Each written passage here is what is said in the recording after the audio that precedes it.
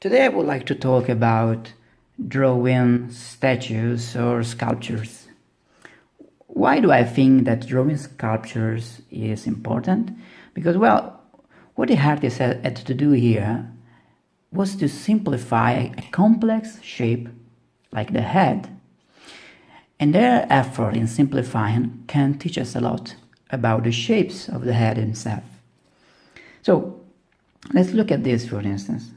It's a very simple, simplified sculpture, and it is great to see how planes of the head are combined to create the shape that we like so much. So let's try drawing this. We can start, with the usual circles and usual shapes.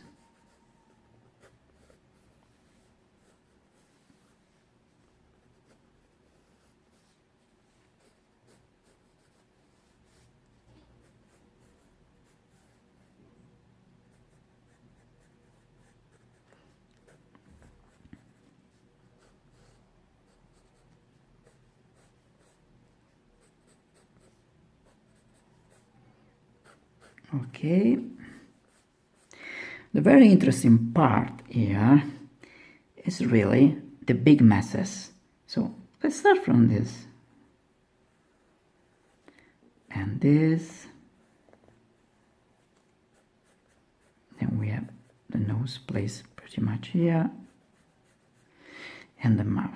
Now what I really love is how deep these are. In reality, our orbits are not that deep, of course, but this helps a lot understanding what really goes on in the cranium. And as you draw it, you start feeling how everything is interlocked. And then you can go with the side of your pencil and really pretend that you're sculpturing this. You're going inside.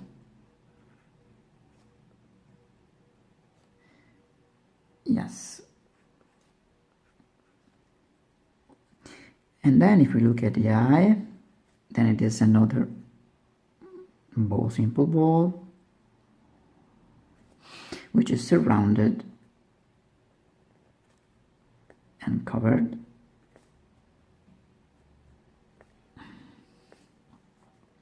And the same thing happens at the bottom. Then it's the nose, which is really three solids.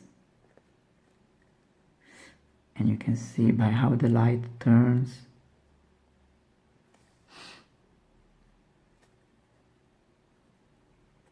And then we have the mouth, and again we're going inside with sculpturing.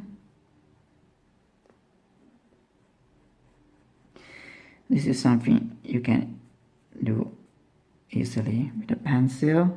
I like colored pencils more than regular graphite pencil, but it doesn't matter.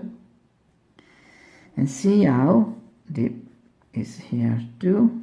So we're going inside, pushing, and by pushing we're pulling this out. And then lastly, on the chin, we have the same thing. Let's add some roundness to the eyes. And then the same happens, and this is also interesting, with the hair. And looking at the way the sculptures are regarding to the head and to the hair is very, very interesting, because the hair are usually pretty complex, But looking how the artist has simplified this will help you a lot in your drawings. So we see that light is turning at this point, and again we can use the pencil to simulate the way the light is turning.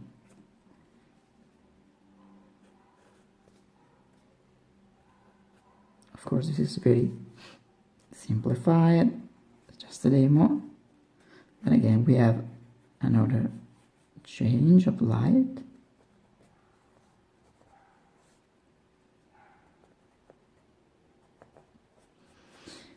And well, I could go on for hours, but I won't, of course, don't worry.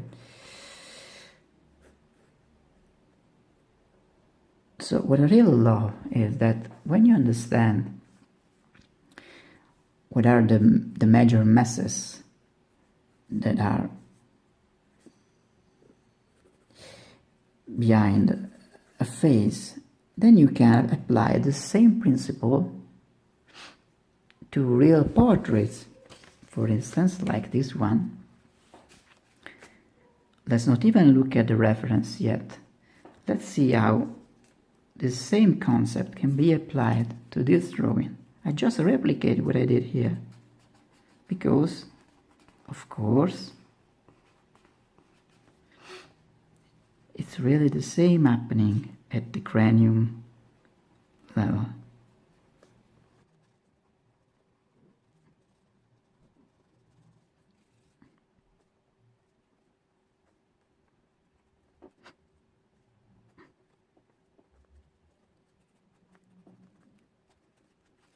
Again, with the side of the pencil.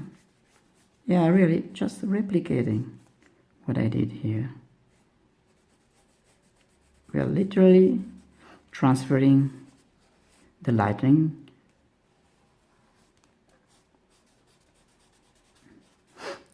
from a sculpture to a drawing without even looking at the reference picture yet.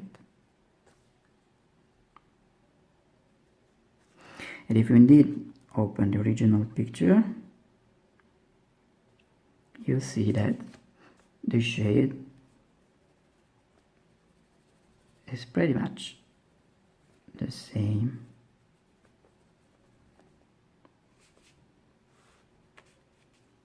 These are dark areas. Again, shadow below the nose, and then below the lips and the chin. So hopefully this helped you identify the major planes of the head. I suggest drawing as many sculptures and statues as you can, because they are just great.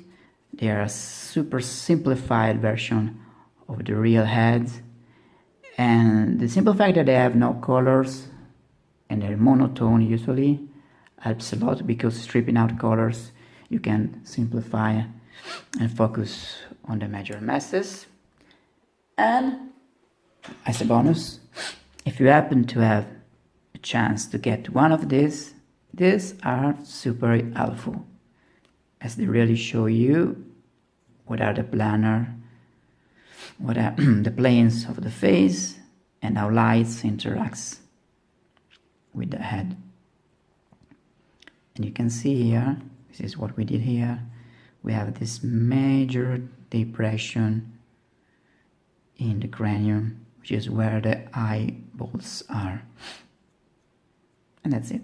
Once you start to identify these planes, it will become so much natural to draw heads and portraits. Well, hello guys, hope you enjoyed. Thank you for watching.